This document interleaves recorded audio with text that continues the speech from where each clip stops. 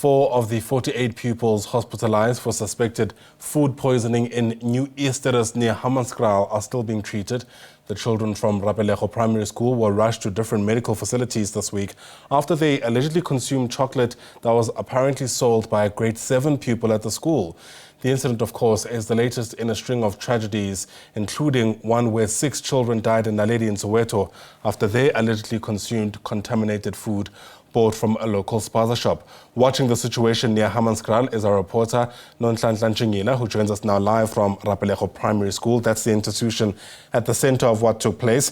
And I suppose, Nonhlanhla, the question for now is, what parents and the Gauteng Education Department are saying about this, given the fact that it seems now there's a trend of these kind of food incidents or food poisoning incidents in the province. It's a very good morning to you, Ayanda, and the viewers at home. Indeed, we are at Rapelego Primary School in Eersterust, north of Pretoria, where 48 learners consumed chocolates on Monday, which were allegedly sold by a grade 6 learner. Ayanda, we hear that these 48 learners were quickly rushed to the nearby hospitals, including George Mukhari, Jubilee and also Odi Hospital, but fortunately enough, 47 learners were later discharged on Monday and also on Tuesday, but there was only one learner who is still in hospital. We will hear about the developments, or rather the update on how the learner is doing. This food poisoning incident, it's becoming a trend right now, because if we look back, we're still in October, but there has already been 3 incidents that has happened. Earlier this month, there were 74 learners that were from different schools that were attending a metric camp in Forgeville Secondary School that also ate poison. And not just long ago, just a week ago, 6 learners died also of food poisoning. But with me now, we have the Gauteng Department of Education spokesperson who is going to tell us more about this situation and also give us an update on what's really happening with the learner who's in hospital right now. Good morning, Mr. Mabona. Can you please tell us what really happened on Monday when this situation transpired? Yes, indeed. Quite sad what happened here at the school on Monday. We understand that this child who sold the chocolates, actually, she took them from home.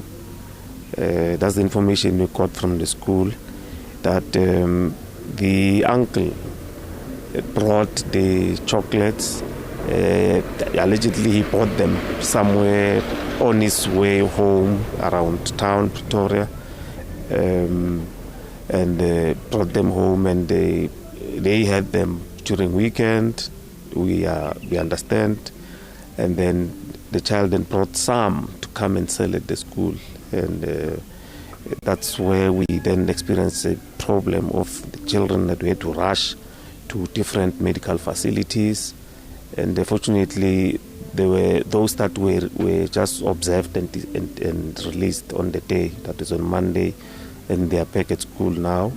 Those that were discharged yesterday, they are not at school. There's only a few that are here, but most of them, they're not at the school, and understandably so. So we expect them probably from tomorrow to come at the school, and they will continue the process of supporting the school. What is the current situation of the learner who is still in hospital? Remember, yesterday we had about 4 who were still at different facilities, and later at night we then got confirmation that the 3 were then discharged, and only 1 that is remaining in a private medical facility. The family did confirm that the child will be discharged today, but what we need to do is just make inroads and check on whether it will be this morning or later in the day, but there is information that the child might be discharged today. And what is the department doing to support the kids that were in hospital? We have sent our psycho support team to come to the school, mainly to assess if there's psycho support that they need to provide.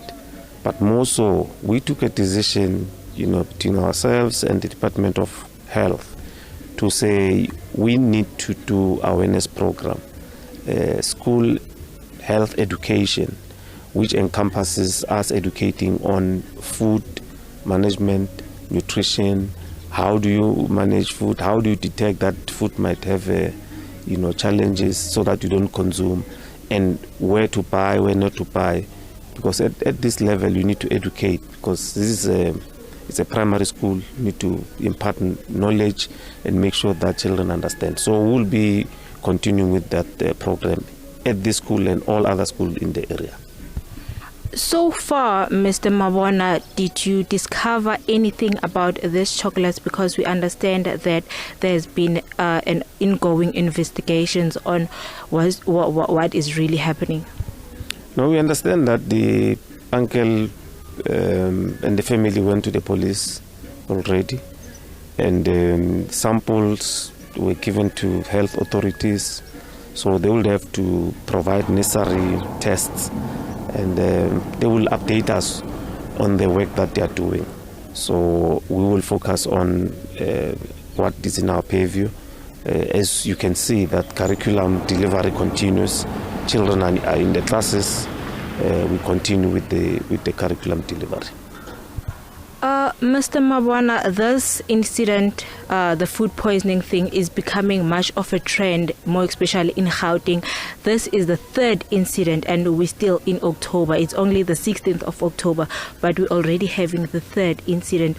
What is the department doing just so this thing can decrease? Because it's becoming too much.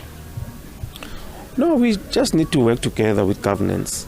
SGBs represent parents. So in nature, we need to work together and make sure that our schools are safe. But in imparting knowledge, because if things happen outside our environment, it becomes difficult to can even police that as the department.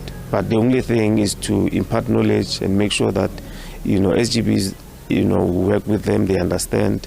Where we have vendors outside our schools, they need to know what products can be brought there and how are they being managed, because it's inevitable that we're not going to have vendors in our precinct. We do have, because they want to make money, and some children need those products because they would have been given money at home. So we just need to manage. But the incident that occurred at Forgeville, it was just unfortunate because it was a camp with girls learners only. The educators there and staff, they ate the same food.